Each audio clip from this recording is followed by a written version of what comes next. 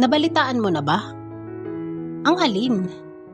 Tumabi sa kanya si Eli sa kinauupang buhangin. Uuwi si Justin dito sa atin. Magsa-celebrate yata ang buong angka niya dahil nakagraduate na siya ng kursong computer science. Talaga? Oo, nagkakagula na nga ang buong lipi niya eh. Ang balita ko ay magbubuwal lang 2 baka, 5 baboy at 100 manok. Carry mo yon? Kaya naman nila yon. Mayaman ang lahi nila. Kaya lang pagkatapos ng maraming taon na hindi niya pag-uwi rito, naalala niyang bumalik.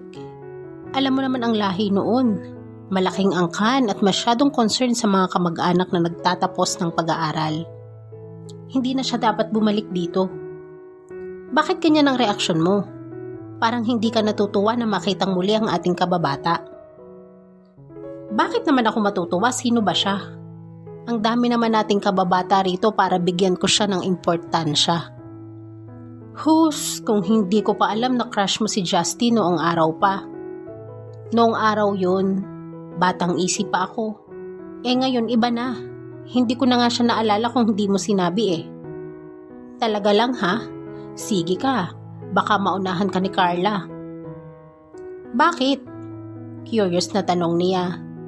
Si Carla ay isa sa mga babaeng malaki ang gusto kay Justin nung high school sila at balita niya ay gusto pa rin nito ang lalaki magpasa hanggang ngayon. Very open nga ito sa pagsasabi na hanggang walang asawa si Justin ay gagawa ito ng paraan na mapasa kamay nito ang lalaki. Naghahanda na ang hitad ng malamang pauwi rito si Justin. Humanda raw si Justin. Gagawa raw siya ng paraan para mapalapit dito. Di gawin nga yung gusto niya. Pakialam ko naman. Ano ka ba? Hindi lang si Carla ang excited na makita siya Excited ang lahat ng mga kababata natin sa pagbabalik niya. At bakit? Syempre, na-miss nila si Justin. Magpe-prepare nga daw sila ng program. Imbitado kasi tayong lahat. Lahat ng mga naging kaklase niya noong 4th year high school siya at ng mga kababata niya ay pinaiimbita raw ni Justin. Inuutusan pa nga niya na hanapin yung iba eh. Aba, masaya siya. Siya ang may pa-party bakit tayo ang inuutusan niya? Ikaw ha? Bakit ang sama mo ngayon? Nagkakagulong na nga ang mga kababata natin dahil sa nalalapit na pagdating ni Justin. Ikaw naman ay parang walang pakialam. Talaga namang wala akong pakialam sa kanya eh. Walang ganyanan, lika na. Sumama ka na sa akin at may meeting ang barkada. Pag-uusapan yata ang gagawing program. At saka may surprise number raw tayong lahat. Huwag na ninyo akong isama dyan. Ayoko. Ito naman talaga, napaka-KJ. Crush pa naman niya ang pupunta. Muling tudyon ni Eli. Tigilan mo nga ako sa kasasabi ng crush ko ang Justin na yan. Sabi ng noon pa yun eh. Ngayon iba na ang crush ko. Sino? Ikaw. Impacta ka tin. Ayokong paniwalaan ang mga balit-balitang tibo ka ha. Pero pag ako ang kinatalo mo ay ibumunyag kita sa buong bayan. Di ibunyag mo at nang wala akong tinatago. Okay ka lang? Oo naman, bakit? Inaamin mong tibo ka? Aba, ikaw ang nagsabi ah. Basta, no comment lang ako. Ay nako, hindi ako naniniwala na tibo ka. If I know, ay malandi ka pa sa akin eh. Sabi ng noon pa yun eh. Pwede ba? Huwag ka na nga tumanggi sa sinasabi ko sa'yo. At saka makisama ka naman. Isipin mo naman na mahigit 4 na taon nang hindi umuuwi rito sina Justin. Tapos ay mag-iinarte ka pa? Hindi na siya sumagot. Tiyak na hindi rin titigil si Eli nang kakakulit sa kanya. Pero lingid rito ang daming naglalaro sa isipan niya. Lalo na ang nakaraan nila ni Justin na ayaw na sana niyang maalala pa. Sa nabalitaan niya ay muling nanariwa ang damdamin niya na ayaw na niya sanang mabuhay pa. Hindi na talaga siya dapat nagbalik pa rito. Huwag kang killjoy. Tayo na, di pinatatawag ka na nila. Kaya ako naririto no? Hinila siya ni Eli sa kamay para siya makatayo. Hindi naman siya tumutol at pinagbigyan niya ang anyaya ng mga kababata. Dance number na lang ang ipepresent natin sa graduation party ni Justin. Magpa-practice tayo next Sunday kaya huwag kayong mawawala. Inaanyayahan ko kayong lahat na makilahok para maging masaya si Justin. Magsisilbing reunion na rin ito nating mga magkababata. Ang balita ko ay magsisiuwi rin ang iba nating kababata para makilahok sa mini reunion natin. Pasimula ng leader nila na si Rowena is na rin nilang kabaryo at kababata. Palitan na lang niyo ako. Hindi ako marunong sumayaw. Huwag kang mag-alala, Tin. Mahusay ang magtuturo sa atin. May dance instructor tayong kukunin para magturo sa atin ng sayaw. Wala ka nang kawala. Kaya ayusin mo yung sarili mo, ha? Huwag ka nang nakasuot ng ganyan kapag dadalo ka ng meeting at practice. Nakangiwingwi ka ni Eli. Ano bang masama sa suot ko? Hindi naman ako naguhubad, ah. Hindi ka nga naguhubad. Pero ang isinusuot mo naman ay hindi akma sa isang babaeng katulad mo. Para kang si Robin Padilla na mukhang siga dyan sa suot mo eh. Lagi ka pang naka-baseball cap at isinusuot mo ng pabaliktad. Sa komportable ako sa ganito eh.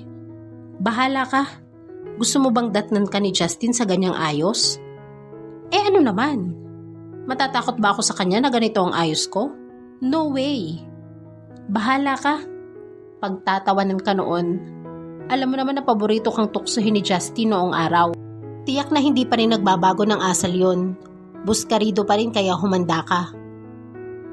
Magsawa siya sa kabubuska. Subukan lang niya. Marunong na yata akong manuntok ngayon. Susuntukin mo si Justin? Depende. Kaya huwag siyang magkakamali. Naku, kailangan palang mabigyan ng warning si Justin. Baka magkaroon siya ng black eye. Kaya sabihin mo sa kanya na magpaka-behave siya. Banta niya. Isinasama mo kami sa probinsya nyo? Bah, mukhang bonggang handaan na magaganap ah. React ni Carlo na magsabi siya na gusto niyang isama ang tatlong mga kaibigan sa celebration ng kanyang graduation sa kanilang probinsya. Bongga talaga. Malaking lahi ang pinagbulan ko at natuwa sila na nakatapos ako kaya hayun. Nagkaisa sila na magkaroon ng handaan in my honor at magsisilbi na ring reunion ng angka namin at ng mga kababata ko. How nice! Ang ganda ng samahan ng pamilya nyo, ano? Isipin mo. Nandito na kayo nakatira sa Maynila and yet very proud pa rin sila na nagtapos ka. Would you believe?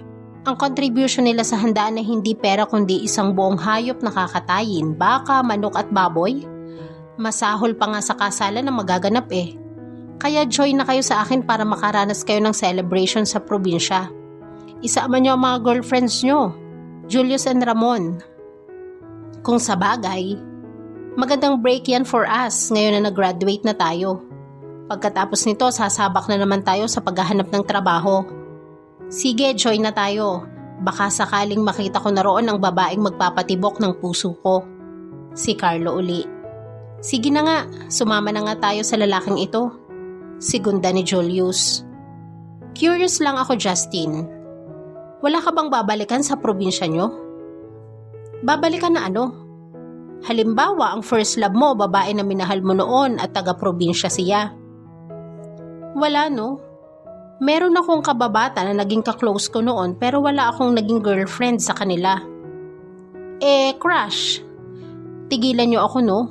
Wala pa sa isip ko ang mga bagay na iyan. Ang gusto kong mangyari ngayon sa buhay ko ay makakita kaagad ng matatag na trabaho. That's all. Pero nagsisinungaling siya. May isang babaeng pumasok sa isipan niya na matagal niya nang hindi iniisip. Ang kapitbahay niya at kamag-aaral noon na maraming pagdurusang dinana sa mga kamay niya. Ang dalas niyang paiyakin ng babaeng iyon noong araw. Kumusta na kaya si Tin? Ano na kaya ang itsura niya ngayon? Maitim pa rin kaya? Kilos lalaki pa rin at mahilig bumarkada sa mga lalaki?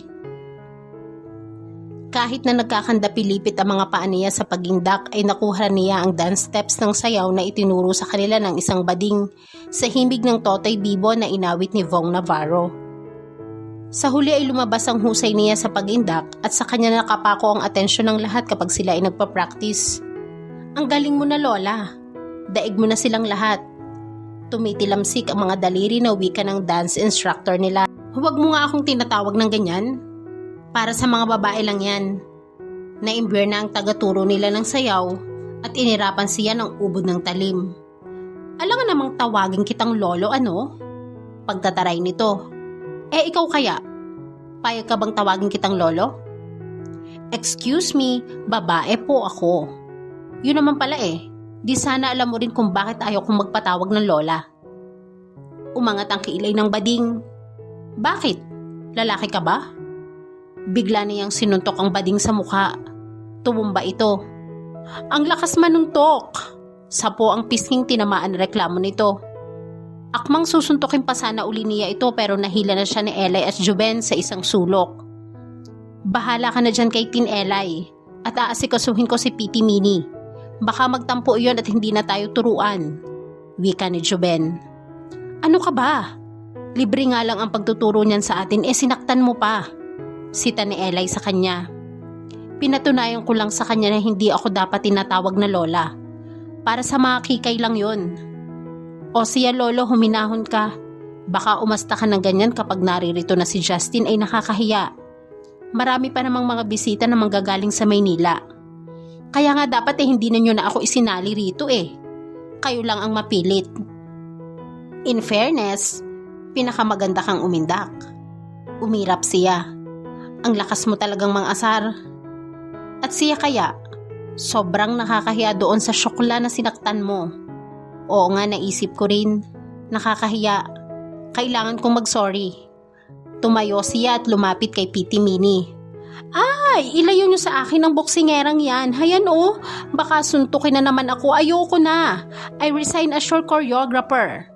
Tili nito nang makita siya. At dito po nagtatapos ang ating kwento. Sabay-sabay po nating abangan ang sunod na kabanata. Maraming salamat po. God bless and stay safe.